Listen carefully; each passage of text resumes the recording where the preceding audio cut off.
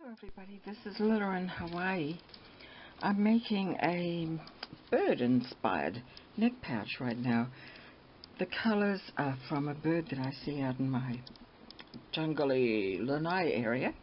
And so I thought I'd make, well, first of all I made this little booklet. I'm going to finish that up. And then I had some fabrics that someone sent me in those colors, so I thought I would make a little pouch just to try it out, really.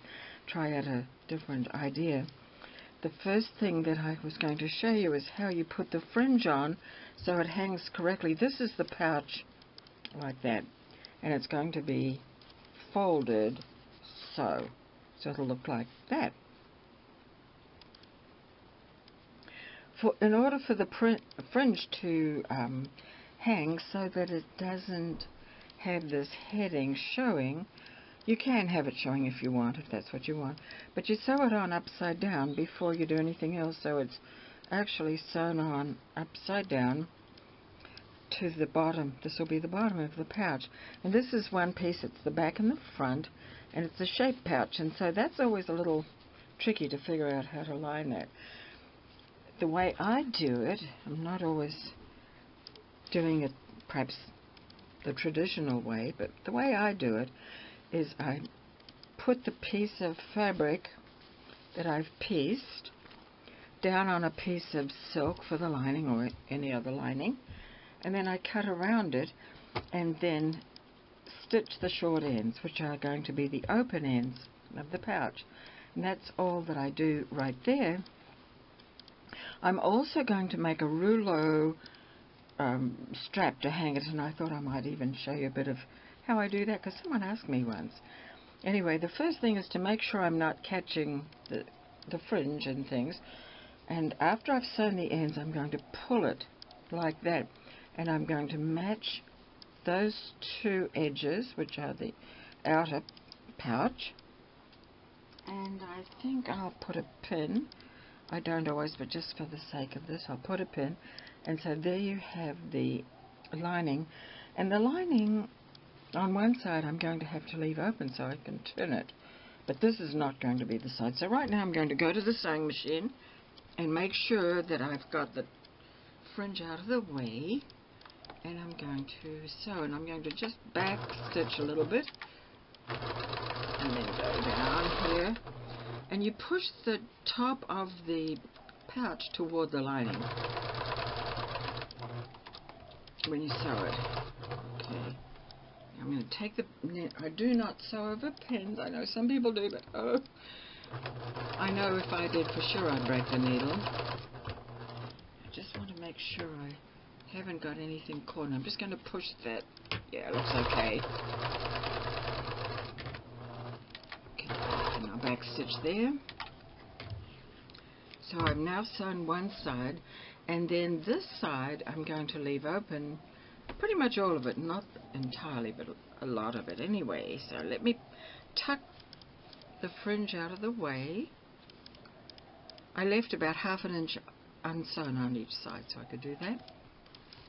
And then I'm going to meet those two edges, and I'll put another pin just to hold it. It's a little bulky because I put an interfacing there, like a batting. Okay, so I've pushed that out of the way. Now I'm going to sew that. Just back stitch it first, and it's about a ¼ inch seam. And of course when I get to the lining I'm going to push that seam toward the lining.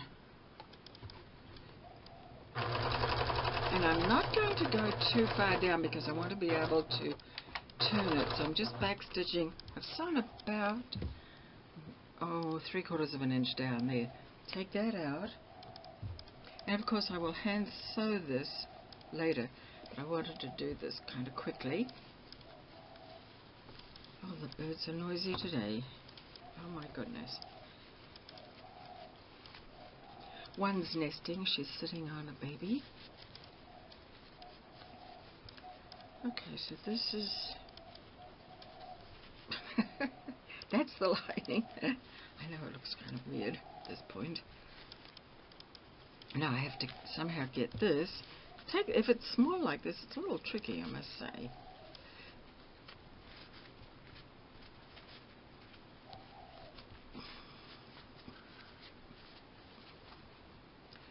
Okay, so I've got that, and that's going to hang correctly because I didn't sew it into the side seam. I will have to trim maybe a little bit of it off there. I'm going to have to put the scissors in there just to push out that corner down there. And if there's some little bit that needs adjusting with the fringe later, I can stitch that, because it is a little bit longer on the sides and I'm not sure that I want to cut it. I may just stitch it, put a little dab of glue on it. Now there's the lining, and of course the lining has that opening, and I can either sew that by sewing machine or I can hand sew it later.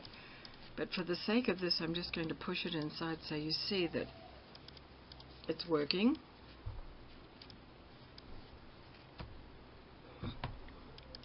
And there's the shaped top.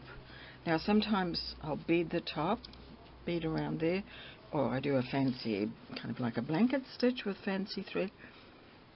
And this is just a simple patchwork pouch, but I want to put a little ornamentation on it, and I found this piece of junk jewelry, and I thought I may put that on there somewhere. And then of course it needs a neck handle or hanger, and I made rouleaux. Now rouleaux, when it's narrow like this, is a little bit tricky, and I learned how to do it from a designer seamstress from New York years and years ago. She came to the islands and did a class, and so I've started it. And what you do is you have to thread a piece of twine through it. You start off with the twine, and I'll show you how I did that. I've already started pulling it through, and now all I need to do is keep going. And of course if it bunches up there at the top, you have to sort of stop and fiddle with it. You don't want it to bunch too much. It's silk, so it's nice and slippery. So there it is, perfect. Perfect.